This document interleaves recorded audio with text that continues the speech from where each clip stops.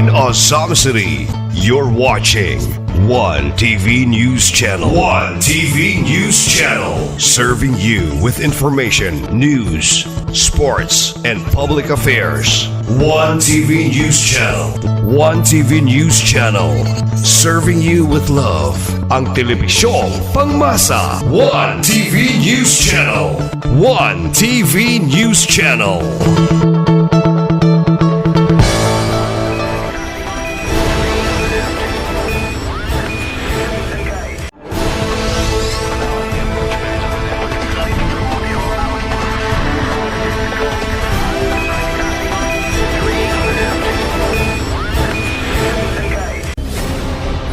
One TV special report.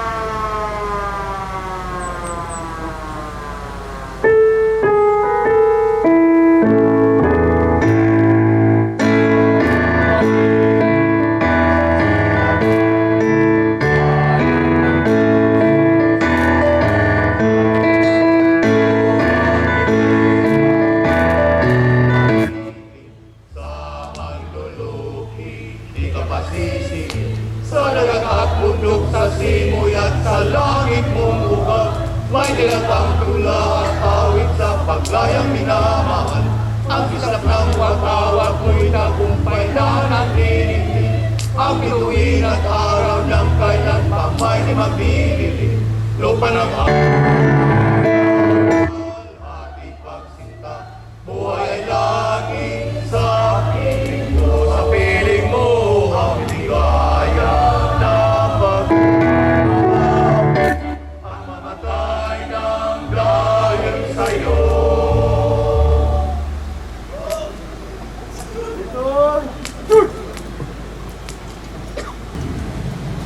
Itaas ang ating kanang kamay at sumunod sa akin. Panata sa bagong Pilipinas. Bilang Pilipino, buong pagmamalaki kong isasabuhay ang bagong Pilipinas. Buhay sa aking dugo,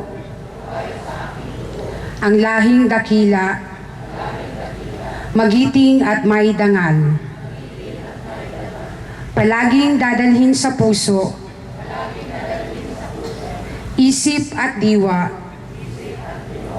ang aking pagmamahal sa kultura at bayang sinilangan.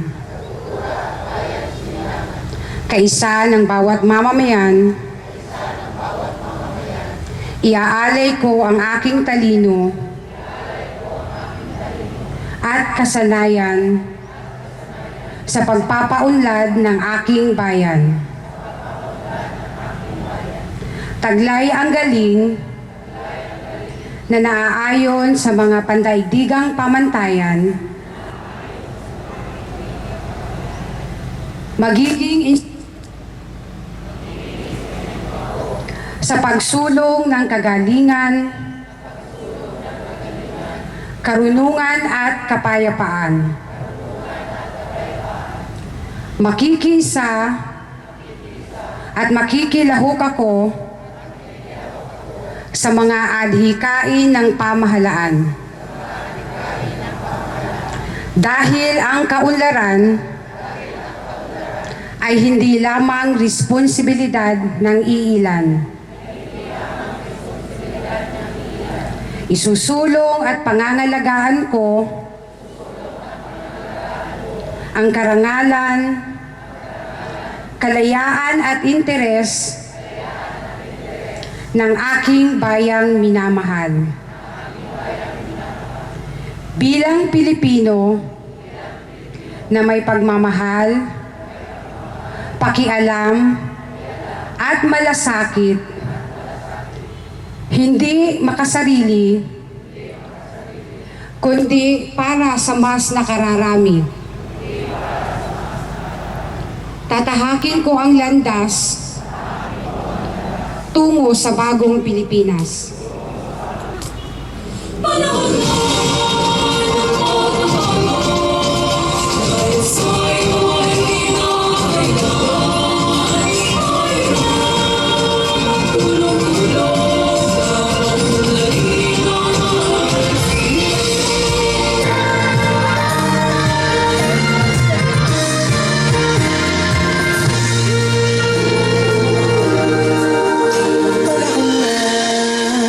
Pagbabago dahil sa ito ay kinakailangan tayo na magtulong-tulong na paunlarin ang mahal.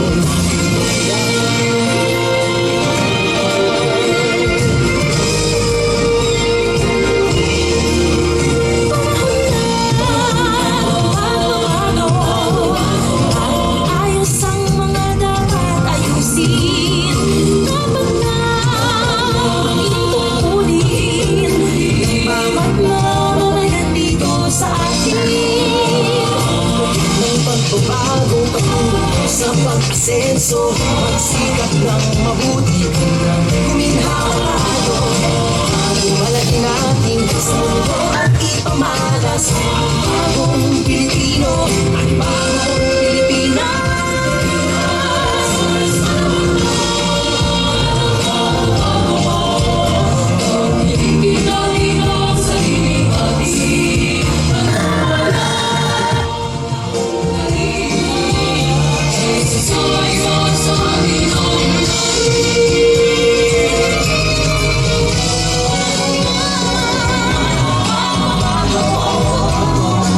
Una sa kahit anong larangan, ang tagumpay ay karangalan. Ngayon, ihandog natin sa bayan. Ulit ng bayan ng Pilipino, husay at taas, kagandahan at talento. Magpapali sa kahit anong oras, ang bagong Pilipino, bagong Pilipinas.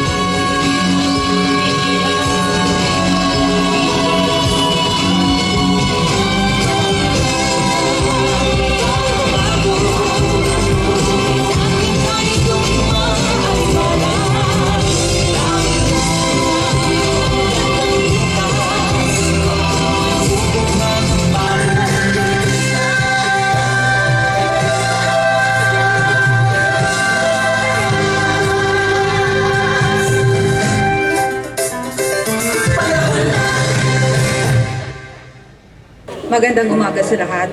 Ang pamahalaang lungsod ng Ozamis ay nagdiriwang ng 126 na taong anibersaryo ng Araw ng Kalayaan ng Pilipinas na may temang kalayaan, kinabukasan, kasaysayan. We will now have the laying of the wreath in front of the statue of the Philippine national hero, Dr. Jose P. Rizal, with the wreath laying in this particular order. Honorable Mayor, Attorney Henry Indy F. Waminal Jr., to be followed by the members of the Ozamis City Council, headed by Honorable Vice Mayor Simplicia O. Neri, the members of the Council, DILG Ozamis, Philippine Veterans, Liga ng mga Barangay, Knights of Columbus, Indigenous People Representative, Ozamis Chamber of Commerce, Filipino-Chinese Chamber of Commerce, the religious sector, the COA Ozamis City, Department of Education, Ozamis City Bankers Association, and the Ozamis City Muslim Association Incorporated. Ladies and gentlemen, we will now have the laying of the wreath.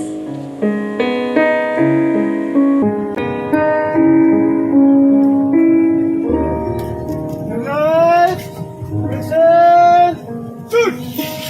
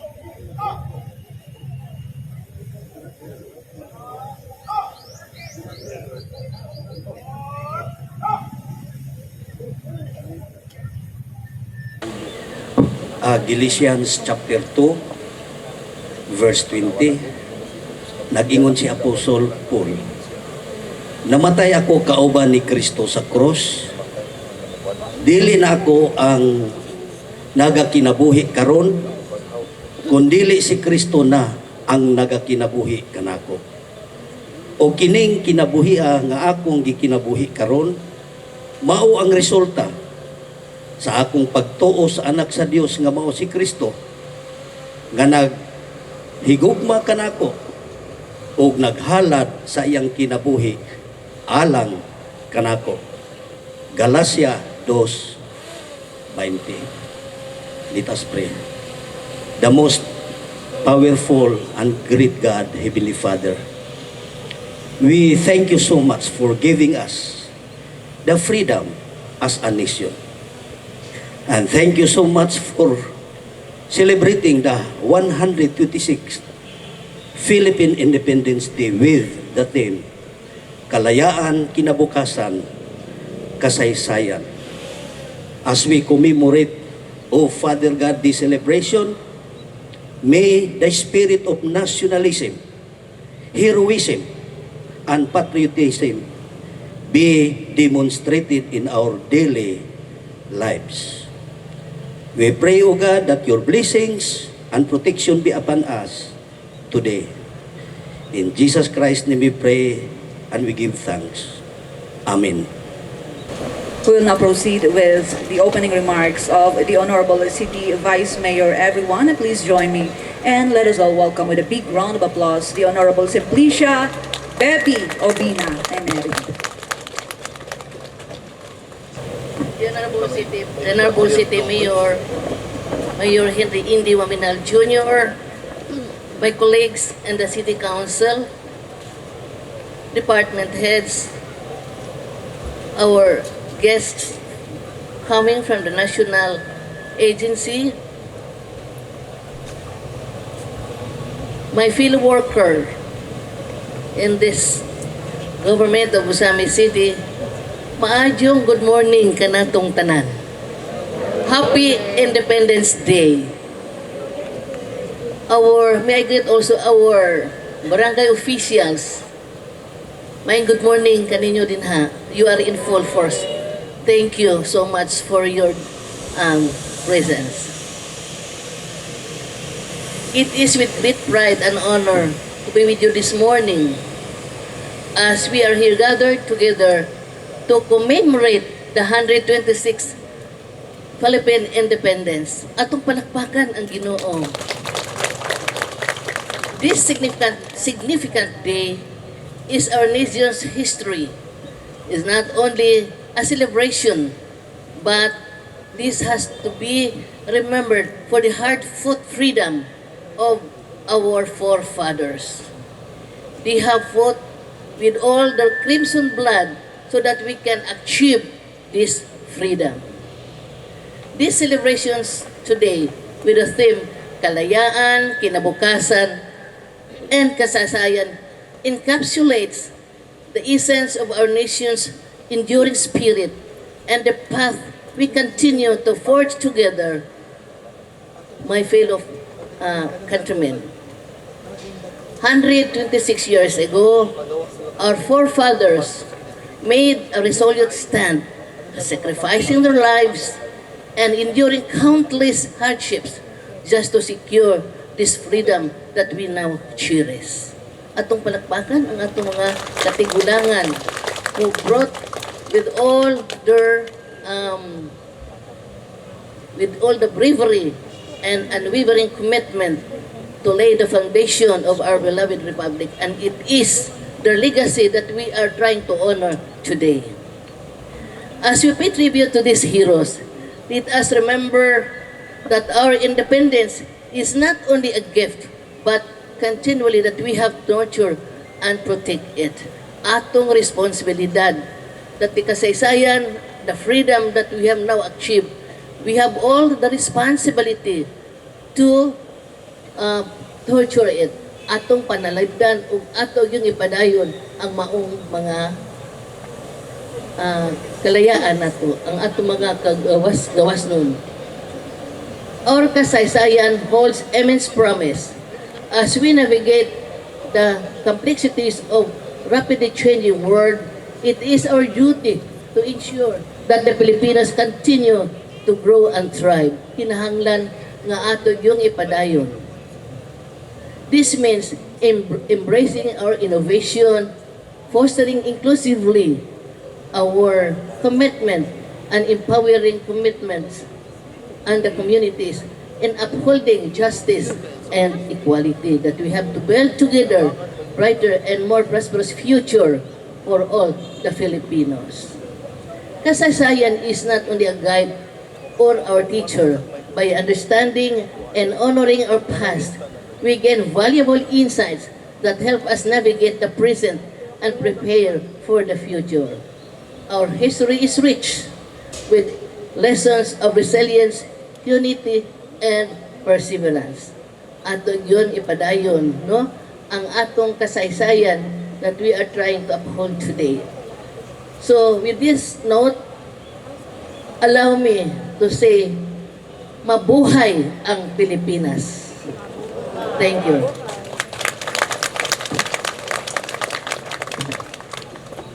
Thank you very much, Vice. As we remember and pay a tribute to our forefathers, our heroes who fought for our country's independence, and as we celebrate today, the 126th anniversary of the Philippine independence, let us remember the spirit of freedom as we listen to this intermission number with Miss Lilia Salig and Mr. Michael Fuentes of the LGU Ascenso Ozamis Chorale. A big round of applause for the two of them, please.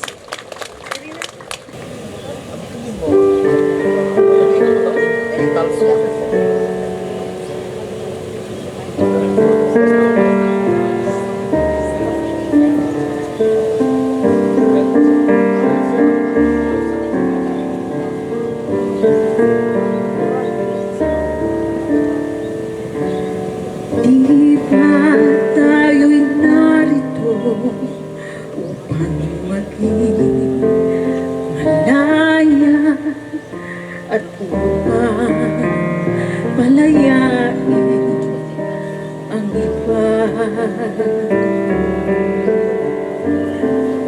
Ako'y walang hinihiling, ika'y tila ganun din. Sadyang bigyang laya ang isa't isa. Ang pag-ibig natin ay walang hanggang paanan. At habang magkalayo, papalapit pa rin ang puso. Kahit na magkahiwalay, tayo'y magkasama sa magkabilang dulo ng mundo.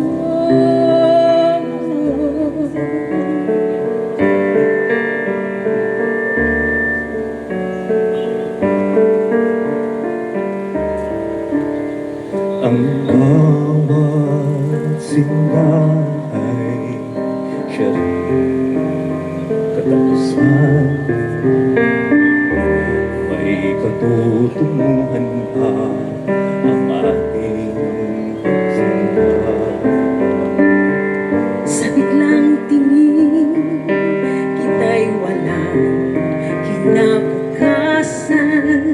Subalit di malupit ang pag-asa. Ang pag-ibig natin ay walang hanggan paanan. At habang magkalayo, papalapit pa rin ang puso. Kahit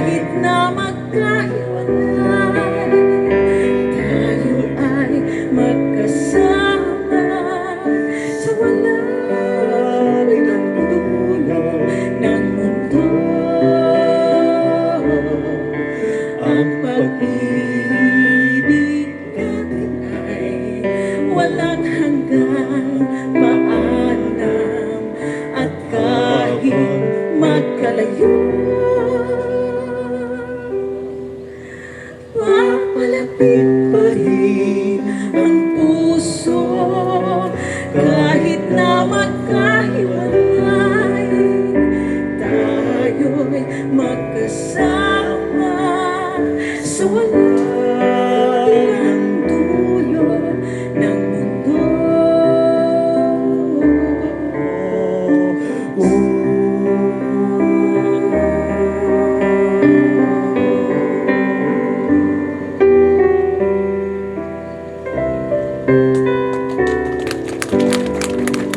Thank you, Mamang Ging and Sir Michael.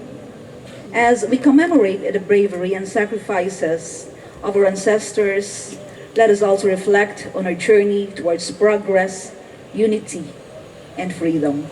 Our journey towards Padayon Ascenso Ozamis. He leads us. Everyone, join me and let's all welcome with the loudest of applause our City Mayor, the Honorable Attorney Henry Inde Avuaminala Jr. for his inspirational message.